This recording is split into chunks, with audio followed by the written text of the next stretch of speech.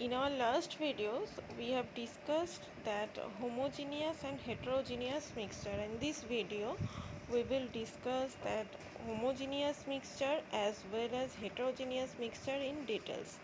So, homogeneous mixture generally we call it true solution, and heterogeneous mixture is of two types. One is suspension, another one is colloids. Okay. So, in case of solution, any kind of solution, it has generally two parts. One is solute, another one is solvent. So, solute, that the substance which is present in small amount like salt, sugar, etc. they are called solute, and if they are dissolved in water, so water is acting as a solvent. So, just like that. Okay. So two parts are there, solute and this one is solute, it is already written. Okay, so like salt water, and one more thing, it is solvent, that is in which the solute particles are dissolved, and we can say that the particles which is present in excess amount or large amount.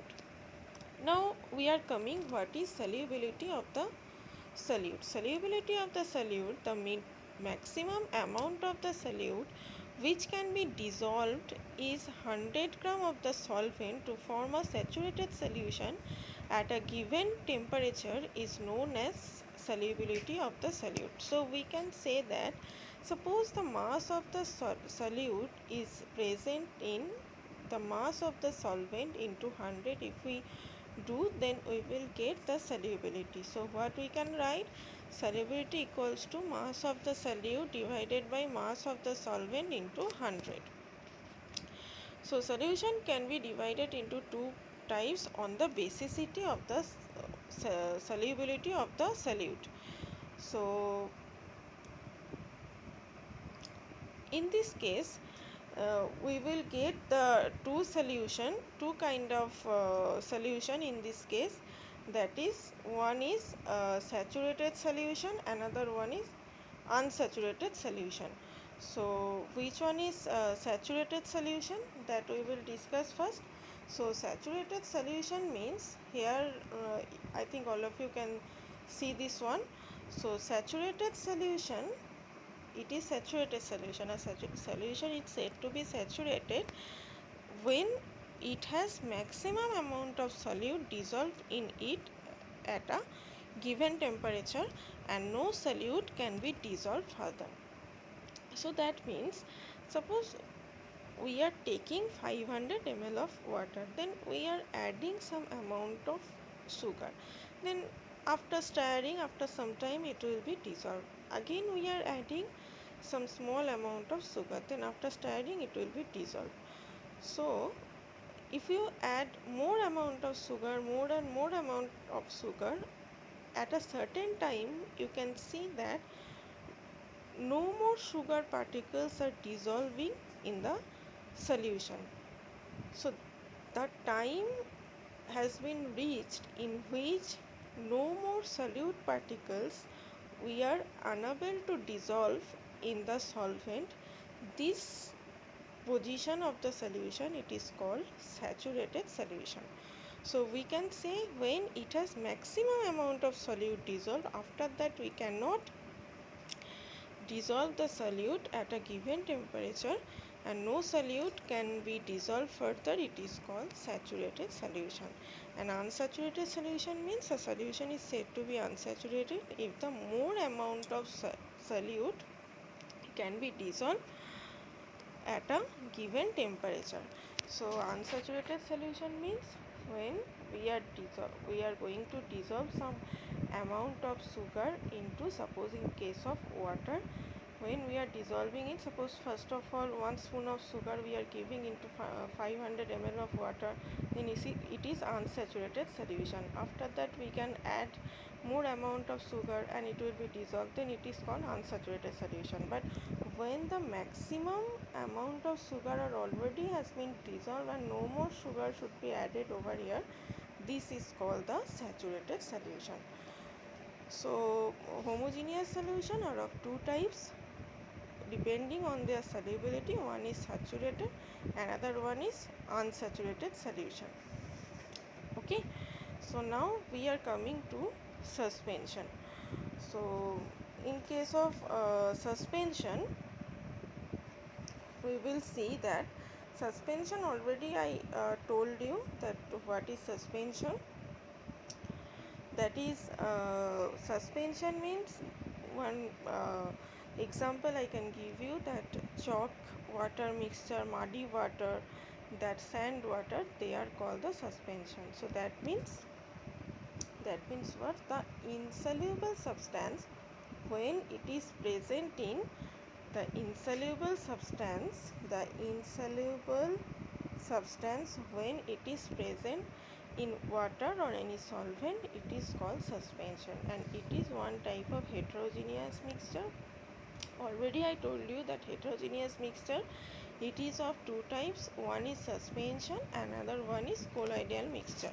So we can say it is a heterogeneous mixture in which the small particles of solid are spread throughout a liquid without dissolving it. Suppose in case of sand water solution, if you take some amount of water and if you give some amount of sand particles into it, you can see that sand particles are not dissolved in the water.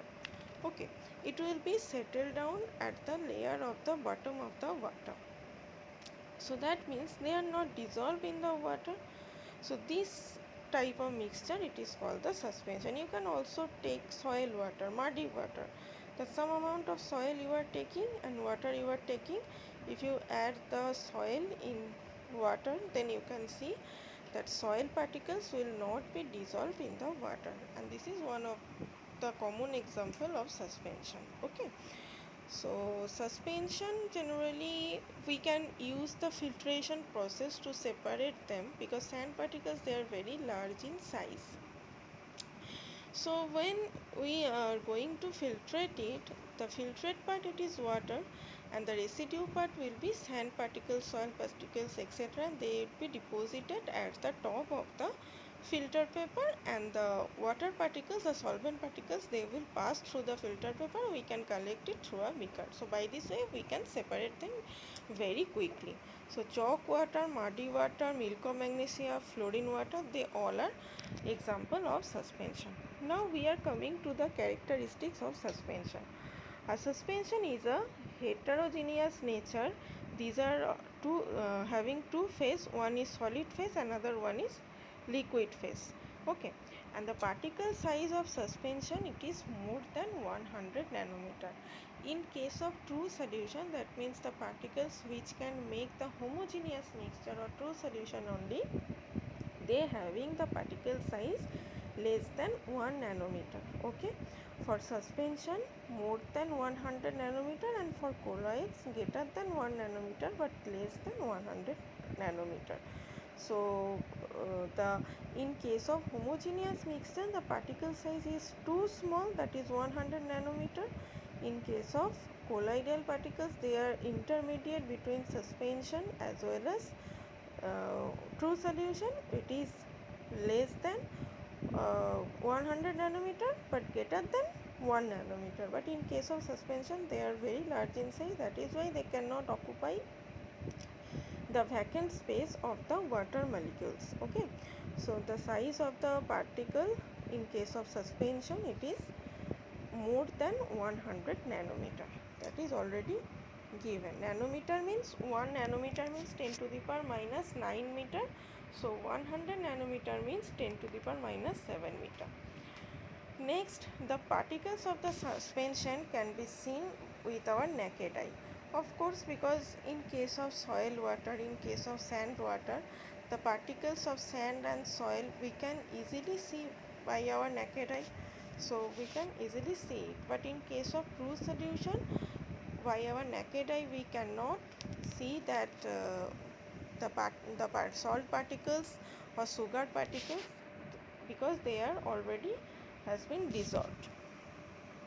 The solid particles present in the suspension can be easily separated by ordinary filter paper. Just now I told you that by ordinary filter paper only we can easily separate the solid particles.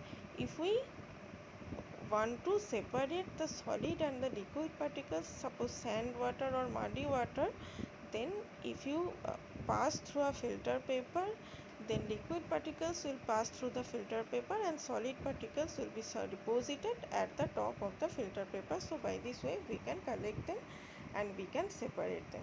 The particles of the suspension are very unstable. Of course, they settle down after some time when suspension is kept undisturbed.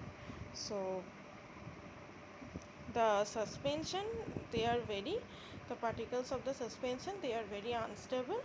For what? Because if you keep some time for them, then you can see after stirring, after some time, the sand particles will be settled down, the muddy particles, or you can say soil particles, they will be settled down. So these are also called precipitate and they are totally insoluble. So that is why they are very much unstable. But in case of, we have seen in case of sugar water, salt water solution, they cannot be settled down and they are dissolving in it only.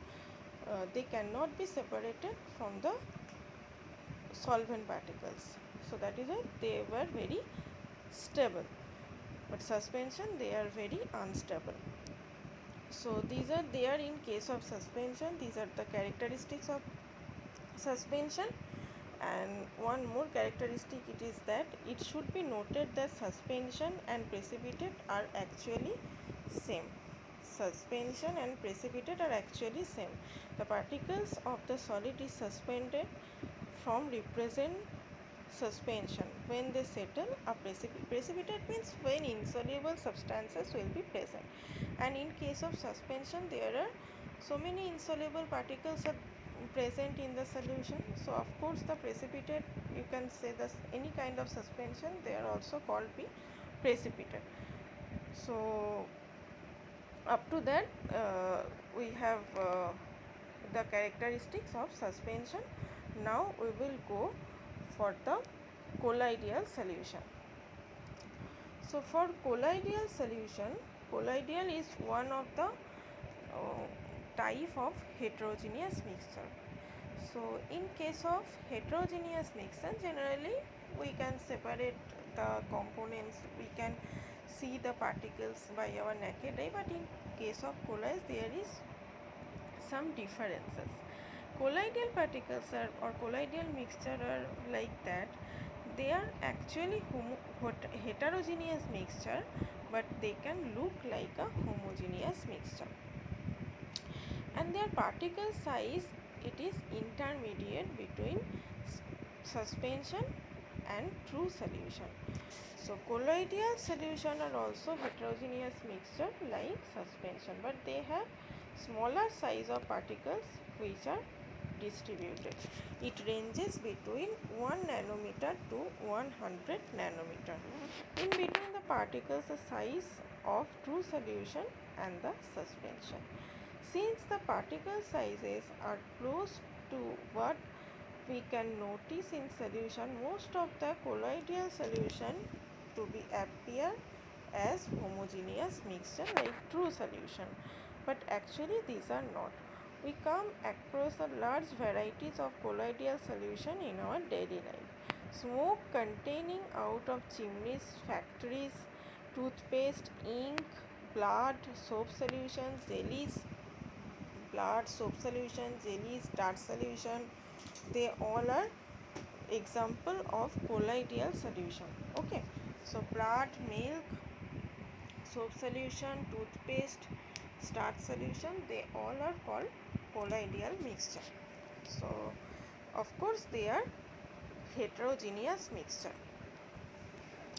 So next, we have started earlier that colloidal solution are the heterogeneous mixture. This means that the constituents are not present in a single phase. Actually there are two phase in a colloidal solution.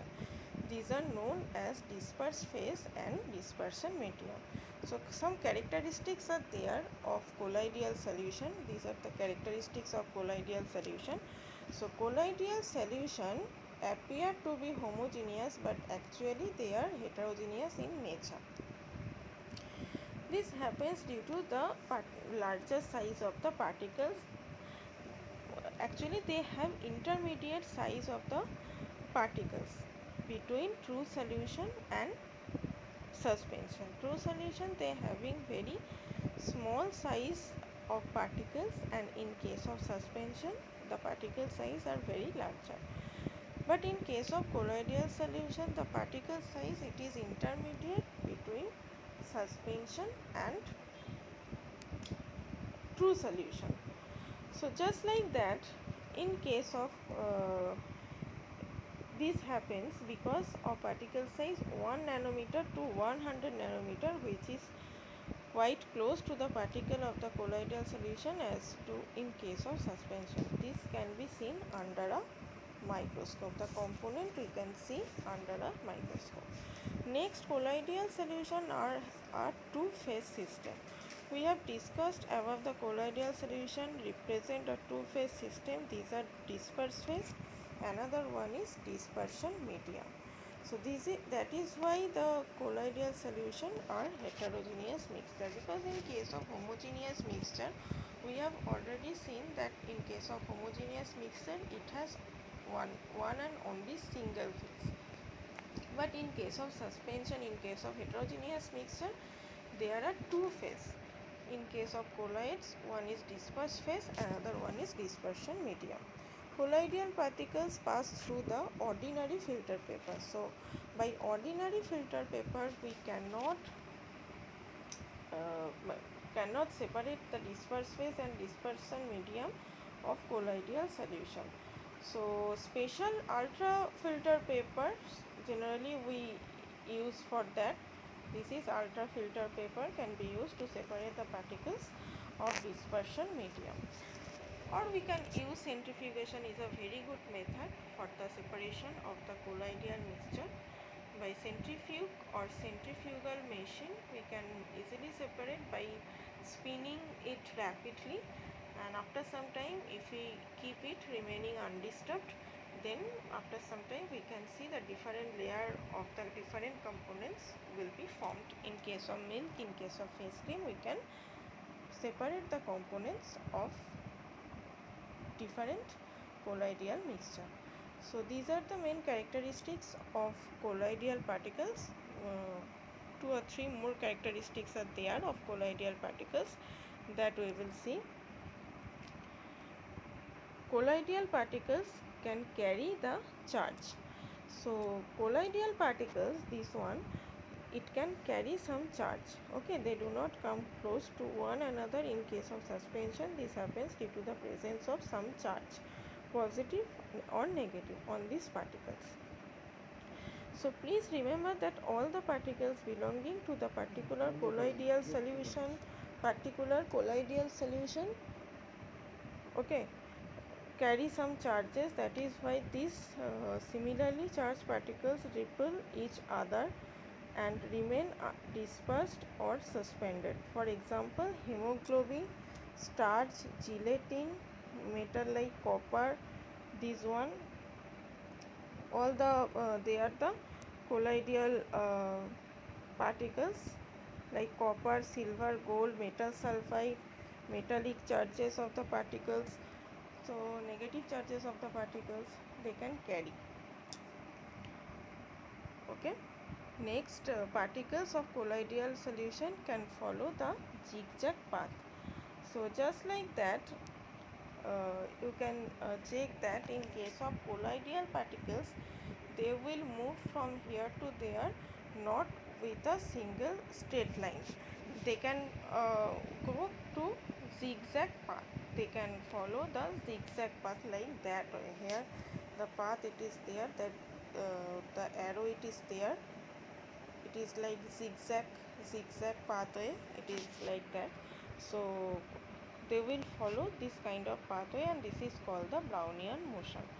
So it is normally not possible to see the colloidal particles because of their very small size. However, the path can be seen under a microscope. The path we cannot see by our naked eye. The particles will follow the zigzag path. You can observe the motion while watching a film of a. In a theater, we can see that the beam of light which falls on the screen from behind has dust particles present in it, they follow the zigzag path. Okay, they will follow the zigzag path.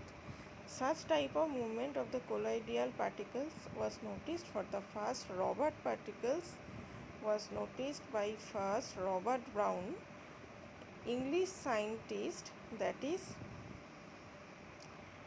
in 1828, and this is known as Brownian motion. So this is known as Brownian motion, that colloidal particles can follow the zigzag pathway, this one like zigzag pathway, and it is called the Brownian motion.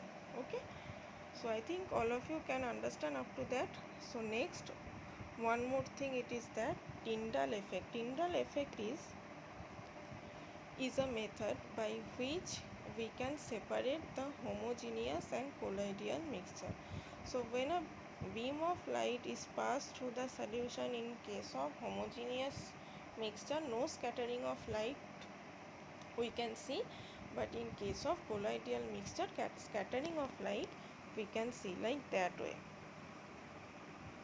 A beam of light, it is passed through the colloidal mixture, this is the beam of light, and scattering of light, the colloidal solution can scatter the light, this is called the Tyndall effect. So if a beam of light is put on a colloidal solution kept in a beaker in a dark room, the path of light is uh, illuminated and becomes visible when seen from the side. The path of light beam becomes visible because the colloidal particles are big enough to scatter the light falling on them in the direction, because they have the larger in size of the particles. The scattering of light, it will enter in our eyes and we are able to see the path of light of the beam. Okay, and this is called the Tyndall effect. So we can see after that the differences of colloidal solution, true solution and suspension. So in our next video we will discuss that point. I think all of you can understand up to this. In our next class we will start the difference between suspension, true solution and colloidal solution. Thank you.